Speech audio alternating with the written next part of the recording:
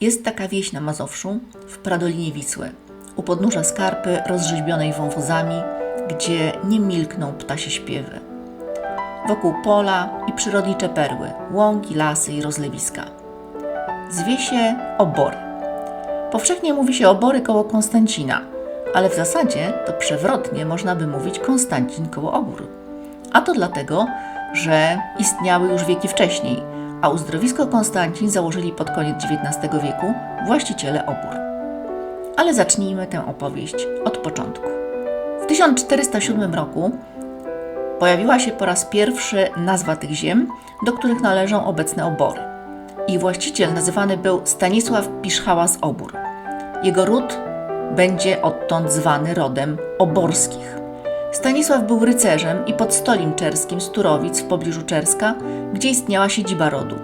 Było to niezależne księstwo czerskie, które nie wchodziło w skład Królestwa Polskiego. Miało własne prawa i politykę, mimo że w 1351 roku złożyło hołd lenny królowi Kazimierzowi Wielkiemu. Stanisław Pierzchała-Welleroch, od nazwy wieży szachowej, która widniała na rodowej pieczęci, otrzymał za swoje zasługi dla księstwa prawo zajmowania okolicznych ziem. Była to kolonizacja na prawie niemieckim. I tak posiadł Ciciszew, ziemię nadwiślańską, która sięgała od Wisły aż do Skolimowa, do rzeki Jeziory. To większość terenu obecnej gminy Konstancin-Jeziorna, ważny wtedy szlak handlowy. A skąd Pierzchała? Od staropolskiego piszchać, czyli porywczości, zapalczywości. Nazwa Obory pochodzi od nazwiska właścicieli.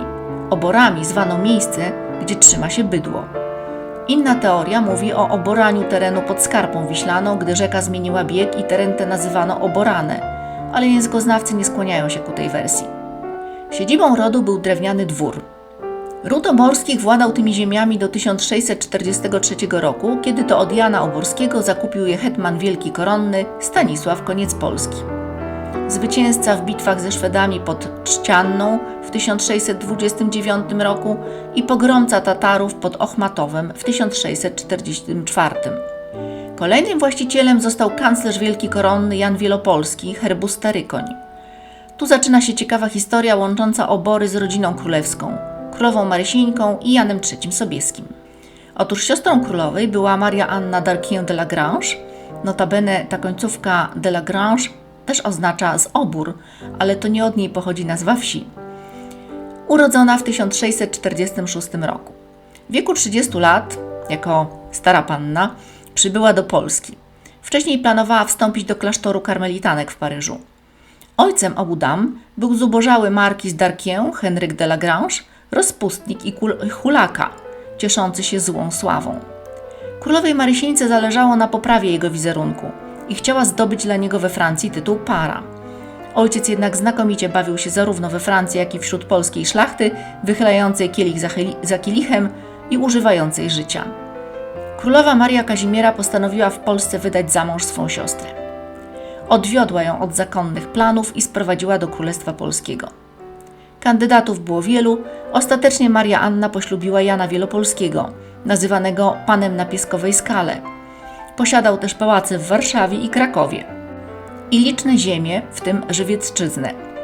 Pobrali się w 1678 roku w Lwowie i wkrótce Jan został kanclerzem Królestwa Polskiego. W 1677 król Jan III Sobieski kupił wieś Milanów koło Warszawy i nadał jej nazwę Villanowa, a potem stała się Villanowem. Tu rozpoczął budowę dworku. Maria Anna i Jan Wielopolscy postanowili pójść w ślady szwagra i także wznieść wypoczynkową siedzibę. Wybrali należące do nich Obory. W miejscu modrzewowego dworu od 1681 roku powstawał murowany w stylu barokowym. Wtedy właśnie rozwinęły się też lokalne cegielnie, które dostarczały materiał do budowy, jako że to teren Pradoliny Wisły bogaty w iły i gliny. Dzisiaj nazywany jest przemiennie dworem i pałacem. Projekt sporządził holenderski architekt Tillmans Gameren, a prace trwały do 1688 roku. O projekcie za chwilę. A teraz pozostańmy przy powiązaniach rodzinnych i sprawach wagi państwowej. Doszło bowiem do animozji między królem Francji Ludwikiem XIV, słynnym królem Słońce, a królem Janem III Sobieskim, a nawet zostały zerwane stosunki dyplomatyczne. Powód?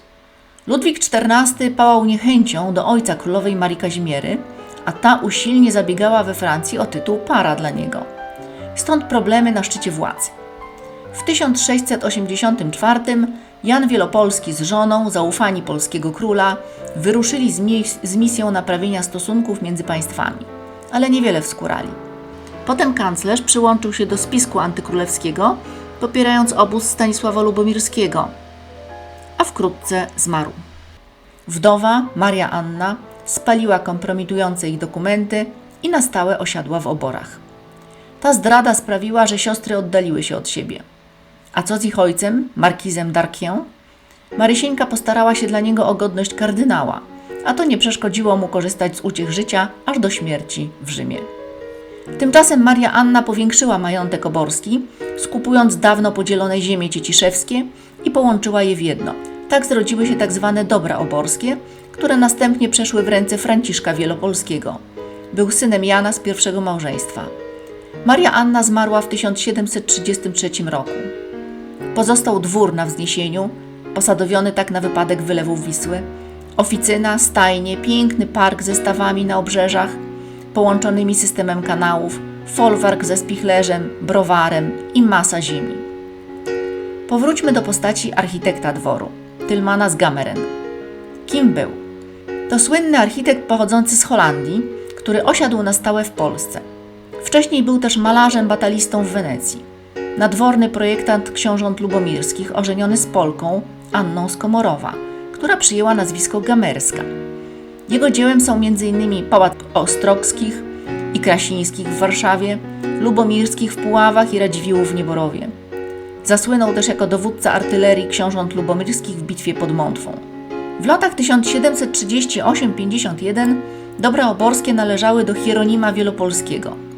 Z tym okresem wiąże się historia, która wywołała grozę wśród wszystkich mieszkańców. Otóż w 1744 uciekł niedźwiedź. Bestia, jak o nim mówiono. Przerażenie zapanowało wszędzie, ale na szczęście złapał go żołnierz Hieronima Wielopolskiego i żywego doprowadził na miejsce. Otrzymał za to wysoką nagrodę – 1 zł i 8 groszy. Tyle wynosiło roczne utrzymanie zwierza, jak podają zapiski w księgach rachunkowych. A skąd wziął się ów zwierz we dworze? W tamtych czasach była to popularna forma rozrywki. Misie tresowali tzw. niedźwiednicy. To Romowie z Akademii Smorgońskiej, od nazwy miejscowości Smorgonie, gdzie istniała, założona przez Radziwiłłów. A Romowie dlatego, że od dawien dawna słynęli z tego zajęcia. Dlatego Karol Radziwiłł na czele Akademii postawił cygańskiego króla Jana Marcinkiewicza. Wytresowane tu misie sprzedawano na dwory i były też oprowadzane za pieniądze po domostwach. A po co? Otóż uważano, że mają moc płoszenia złych duchów i przywracania mleka krowom. Akademię zamknięto w połowie XIX wieku, a ta rozrywka została powszechnie potępiona, niedźwiedzie niestety przetrzebione. Po śmierci generała Hieronima Wielopolskiego w 1779 roku majątkiem zarządzała jego żona Urszula z Potockich Wielopolska. To ona przeprowadziła renowację dworu w latach 1785-91. Zmieniono wtedy dach na mansardowy z wbudowanymi oknami w blaszanych rokokowych obramowaniach. Pojawiły się gzymsy na sufitach, wyremontowano kominki i kamienne obramienia drzwi. Gdy bezdzietnie umarła, na mocy testamentu dobra liczące kilka tysięcy hektarów trafiły w ręce Kaspra Potulickiego, herbu Grzymała. Był synem jej bratanka Michała, który zmarł w 1805 roku. Wcześniej mieszkał we dworze, zajmując się tutaj swoją pracą naukową, podczas gdy Urszula przebywała na stałe w Krakowie. Po śmierci Michała majątkiem zarządzała żona Elżbieta. Stoczyła batalię z Wielopolskimi, którzy podważyli testament Urszuli i spłaciła ich udziały w dobrach oborskich. Tymczasem jej syn Kasper wyruszył na Moskwę z wielką armią napoleońską jako chorąży ziemi czerskiej. Wciąż żywe było wspomnienie powstania kościuszkowskiego, kiedy to armia rosyjska splądrowała dwór i zniszczyła kościół w pobliskim Słomczynie. Dlatego Elżbieta walczyła o bezpieczeństwo majątku. Kasper przeżył tę morderczą kampanię i powrócił z generałem Dąbrowskim do Warszawy. Ożeniony z Teresą z hrabiów mielżyńskich. Pod koniec XIX wieku kolejnej przebudowy dworu i obiektów gospodarczych dokonała Ofelia ze Skórzewskich, hrabina Potulicka. projekt zleciła architektowi Władysławowi Marconiemu. Wtedy to dobudowano do dworu kwadratową kaplicę z wieżą, z czarnym marmurowym ołtarzem ozdobioną witrażami i freskami. Schody przeniesiono na tył budynku, powstał ryzalit z klatką schodową. Nad głównym wejściem pozostał herb wielopolskich Stary Koń. W 1897 roku hrabia Witold Skórzewski, egzekutor testamentu hrabiny Marii Grzmały-Potulickiej, siostry swojej matki, rozparcelował majątek i wydzielił z niego las o powierzchni 225 morgów, to jest 126 hektarów. Postanowił stworzyć tu ekskluzywne letnisko dla elit świata przemysłu i kultury. Nadał mu nazwę Konstancja od imienia swojej matki Konstancji z Potulickich-Skórzewskiej. Później zmieniono na Konstancin. Ostatnie ziemie zostały podzielone pod letnisko w 1926 roku i ta część Konstancina nosi nazwę Królewska Góra. W 1917 otrzymał status uzdrowiska. Na początku XX wieku opory przejął Henryk Potulicki, wnuk Kaspra i syn Mieczysława, żonaty z Marią ze Strojnowskich. Był uczestnikiem wojny 1920 roku, odznaczony Krzyżem Virtuti Militari. Na terenie majątku uruchomił cegielnię, która odegrała dużą rolę w rozwoju Konstancina, bowiem dostarczała materiał do budowy licznych willi i pensjonatów. Henryk Potulicki miał 3 dzieci: Jana, Teresę i Annę. Przed II wojną światową na Łąkach Oborskich powstało lotnisko polowe pierwszego pułku lotniczego z Warszawy, znane czasem pod nazwą Ośrodka Pilotażu Obory lub Szkoły Pilotów w Oborach. Lotnisko było wyłącznie łąką wynajmowaną przez wojsko. Według planu mobilizacyjnego miało służyć 2 eskadrom myśliwskim jako zapasowe. Nie zostało jednak wykorzystane we wrześniu 1939 roku. Dwór w Oborach został wówczas pomalowany na maskujące brązowo-zielone kolory i dodatkowo osłonięty gałęziami. Majątek przetrwał do 1944 roku. Wtedy to 3 dzieci Henryka i Marii ze Strojnowskich-Potulickiej ruszyło do walki w Powstaniu Warszawskim. Jan, Teresa i Anna. Henryk ojciec zmarł dużo wcześniej, bo w 1931 roku. Najstarszy syn, Jan Przecław, urodzony w 23, pseudonim Rafał Olbromski, podchorążyk Edybu, dowodził oddziałem szturmowym II Kompanii III Zgrupowania Armii Krajowej Konrad. Poległ w walce na Powiślu 24 sierpnia 1944 roku. Jego imieniem nazwano ulicę na Królewskiej Górze w Konstancinie Jasiowa, a to dlatego, że jako młodzieniec Jaś Potulicki asystował geometrze urzędowemu przy podziale tej części dóbr oborskich pod przyszłe uzdrowisko. W odwet za walkę dzieci Niemcy wysiedlili całą rodzinę Potulickich z dworu, a po wojnie na mocy dekretu o nacjonalizacji majątek przeszedł na własność Skarbu Państwa i tak było aż do 2015 roku. W 1948 w wypadku żeglarskim zginęła córka Anna Potulicka. Maria ze Strojnowskich, jej matka, zmarła w 1965 w Warszawie. Kaplica rodu znajduje się w Słomczynie, odległym o kilka kilometrów od Obór.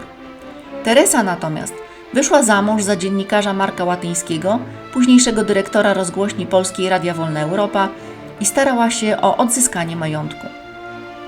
Ale wróćmy jeszcze do czasów tuż powojennych. Co działo się w Oborach? W 1945 w dworze utworzono przedszkole, a od 1948 Dom Pracy Twórczej imienia Bolesława Prusa Związku Literatów Polskich.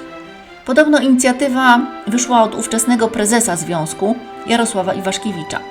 On też zainaugurował otwarcie, wygłaszając przemówienie. Jak podają źródła, zaczął od słów: opowiem Wam historię tego pałacu. W tym momencie przerwał mu Antoni Słonimski. Co tu dużo gadać? Prawda jest taka, żeście ten pałac ukradli Potulickim. Na tym zakończyła się część oficjalna. Maria Dąbrowska w swoich dziennikach tak oto opisała tę chwilę. Byłam na otwarciu Obór. Dziwna mieszanka ludzi. Kanapki, wódka, czarna kawa, tort. Nastrój wesoły, jakby się było z czego cieszyć. Był tam też oczywiście przedstawiciel nowej komunistycznej władzy, przewodniczący Gminnej Rady Narodowej z Jeziorny, który swoim wpisem otworzył księgę pamiątkową i twórcze słowa do twórców skierował. W ciszy i spokoju twórzcie, wypoczywajcie, a w swoich pracach wiele słońca potomności dajcie. Bywała tu plejada pisarzy, poetów, ludzi filmu. Janusz Głowacki poświęcił gościom pałacu rozdział Obory we wspomnieniowo-eseistycznej książce Z głowy. Tak napisał: w Oborach, czyli w tak zwanym Domu Pracy Twórczej Literatów pod Konstancinem, kiedy w telewizji szły Panny z Wilka albo Sława i Chwała, Słonimski zawsze organizował brydża. Chodźmy zagrać, mówił, bo w telewizji pokazują coś tego szpiega rosyjskiego Jarosława. Pan Antoni oczywiście żartował, ale nie mógł wybaczyć dawnemu przyjacielowi, wielkiemu Jarosławowi, że nie włączył się do opozycji i akceptuje miłość Edwarda Gierka. Obory były mocno schierarchizowane. Pan Antoni należał oczywiście do arystokracji. Siadywał głównie z Julią Hartwig, Arturem Międzyrzeckim, Marianem i Kazimierzem Brandysami, Ewą Fischer i Julkiem Stryjkowskim. Ja, zanim zacząłem być zapraszany do brydża, tłukłem się po obrzeżach w towarzystwie, owszem, utalentowanym, ale obdartym, przeklinającym i ostro pijącym. Jako debiutant nosiłem za Staszkiem Grochowiakiem walizkę z nabywanymi w sklepie alkoholowym w Jeziornie równiutko ułożonymi butelkami czystej soplicy, jarzębiaku i winiaku, które zamiast tworzyć arcydzieła opróżniałem potem najczęściej ze Staszkiem, Krzysiem Mętrakiem, Jurkiem Górzańskim i reżyserem Januszem Kondratiukiem. Nic dziwnego, że będąc prezentowany żonie Jerzego Putramenta, Zofii Bystrzyckiej, kiedy pochyliłem się, aby ucałować jej dłoń, a ona gestem starego frontowca z Armii Ludowej szarpnęła rękę do tyłu, przeleciałem koło niej i rozbiłem się o ścianę. Kiedy indziej, wchodząc gwałtownie do wspólnej dla całego piętra toalety, szarpnąłem tak mocno drzwiami, że otworzyłem siedzącą na sedesie Magdalenę Samozwaniec. Raz złożyli nam wizytę sławni już w związku z rejsem Zdzisio Maklakiewicz i Janek Himmelsbach. I kiedy cała arystokracja Obór poszła spać, wydaliśmy na cześć naszych gości w pięknej sali pałacowej bankiet, w którym zgodziły się uczestniczyć pokojowe i kucharki. Przerażających szczegółów przyjęcia wolę nie wspominać.